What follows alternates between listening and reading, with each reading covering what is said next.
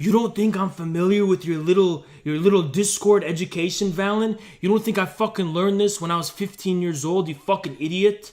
The base determines the superstructure. The base doesn't determine the superstructure, actually. You're confusing language. When you say the base determines the superstructure, you're making Anglo-Saxon metaphysically dogmatic claims. You're making a sequentialist claim that first there is a base in time, and then causally it determines the superstructure. But determination does not imply linear causal relationship of time as you're trying to say it. The base in the superstructure, which is, by the way, a really big simplification, and there's a reason for that, exist in an inexorably entwined and dialectical relationship.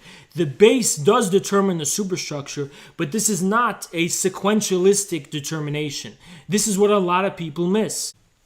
The base is still capital accumulation for its own sake, but the whole fucking argument that I've made in my streams, which if you've bothered to tune into, you wouldn't be saying this, is that this isn't true.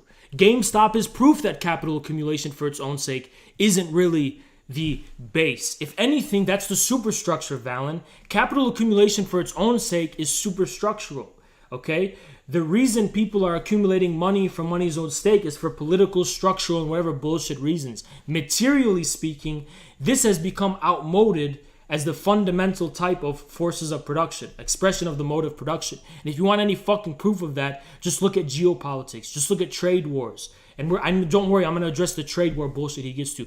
Just look at how it is, right, that capitalism survives today. If it's based on pure capital accumulation for its own sake, you would have a crisis immediately.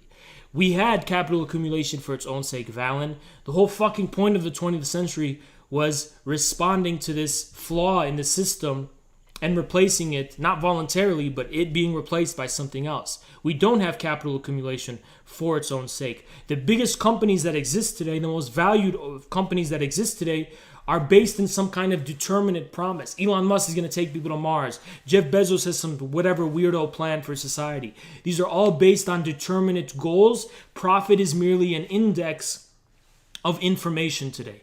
Profit, I want you guys to write this down. Profit equals information. Profit is not its own ends anymore.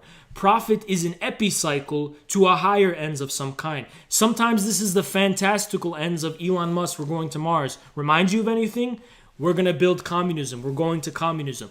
This has been decentralized. The goal of communism has been decentralized. Now you got all these big companies who have their own imaginary goals. We're going to go to Mars. Jeff Bezos is going to do this. They're going to do that. Whatever the fuck. It's always this future goal in mind that is fueling, starting to hijack the process of capital accumulation and assimilate the chains of production around it. So this is what I mean by a socialist political economy, but nobody wants to fucking listen to anything I have to say because they're already too smart based on their immeasurable success in winning over the state in the West and conquering state power with the proletarian dictatorship. Clearly everybody knows more than me because they have so much to show for it.